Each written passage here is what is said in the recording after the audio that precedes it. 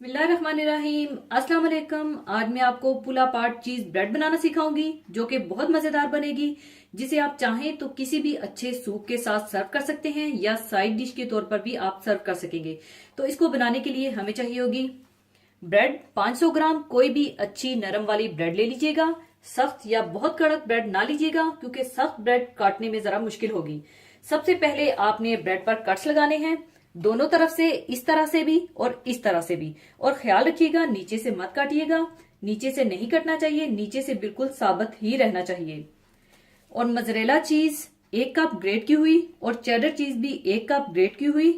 Chicken sausage 1 अदद, जिसे पहले थोड़े से तेल में फ्राई करके ठंडा करके बिल्कुल छोटा छोटा काट लीजिएगा। और अगर आप सॉसेज नहीं डालना चाहते, वेजिटेरियन रखना चाहते हैं, तो आप इसमें अपनी मर्जी से कटे जैतून, कान या शिमला मिर्च भी डाल सकते हैं। और बारीक कटी हरी प्याज 1 कप चाहिए होगी। पिघला हुआ मक्खन 1/4 कप और कुटी हुई लाल मिर्चें 1 टीस्पून और सफेद तिल ले लीजिएगा 1 टेबलस्पून। इसके बाद आप सारी चीजों को मिला लीजिए। चेडर चीज, मोज़रेला चीज, हरी प्याज और सॉसेज।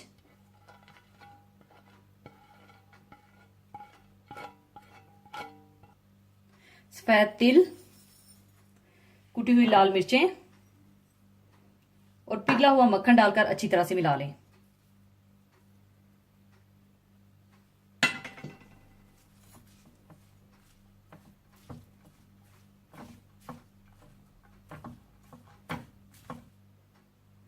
अच्छी तरह मिक्स करने के बाद आप ओवन की ट्रे में फॉइल रख लीजिएगा और फिर ब्रेड में अच्छी तरह से नीचे तक स्टफ कर दीजिएगा। और इस तरह से आप स्टफ कर लें।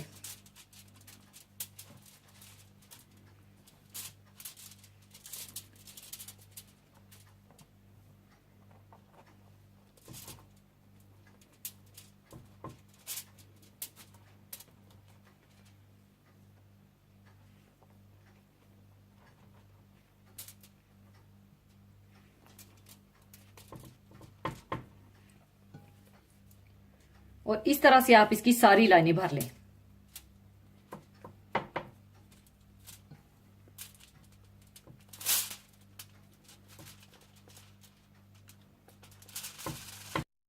इस तरह से लाइनें भरने के बाद इसी तरह से आप दूसरी लाइनें भी भर लें।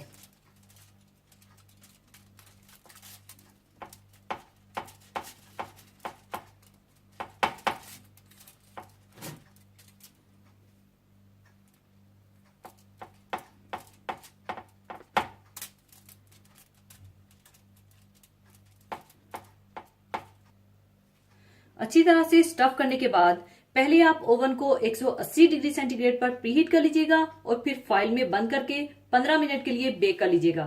15 मिनट बेक करने के बाद दोबारा इसे निकालिएगा और फाइल हटाकर दोबारा 10 मिनट के लिए अनकवर रखिएगा ताकि चीज अच्छी तरह से अंदर तक मेल्ट हो जाए।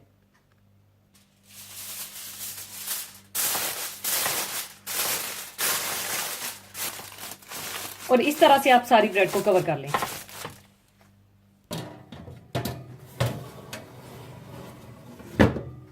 15 मिनट बेक करने के बाद आप इसे निकाल लीजिए। इसके बाद आप फाइल को हटा लीजिए और दोबारा 10 मिनट के लिए बेक कर लीजिए।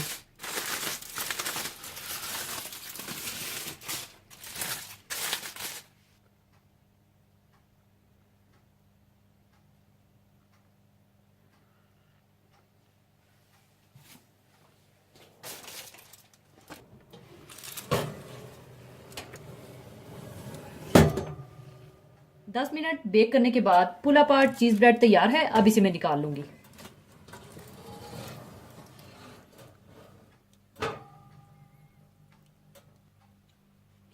लीजिए, पुला पाट चीज ब्रेड तैयार है।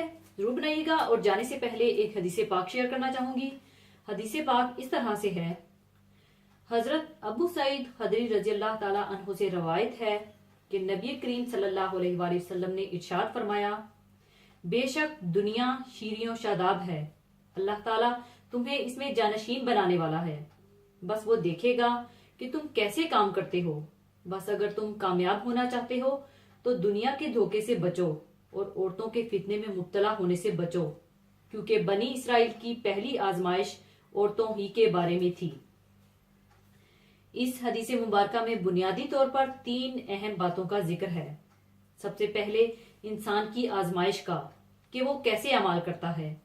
इस बात का जिक्र कुरान मजीद में बेशुमार जगह है, जैसा कि सूरह मुल्क की आयत नंबर 2 में अल्लाह ताला इस तरह इरशाद फरमाते हैं कि अल्लाह ने मौत और जिंदगी को पैदा किया ताकि तुम्हारी आजमाइश करे कि तुम में से कौन अच्छे अमल करता है, और वो जबरदस्त और बख्शने वाला है।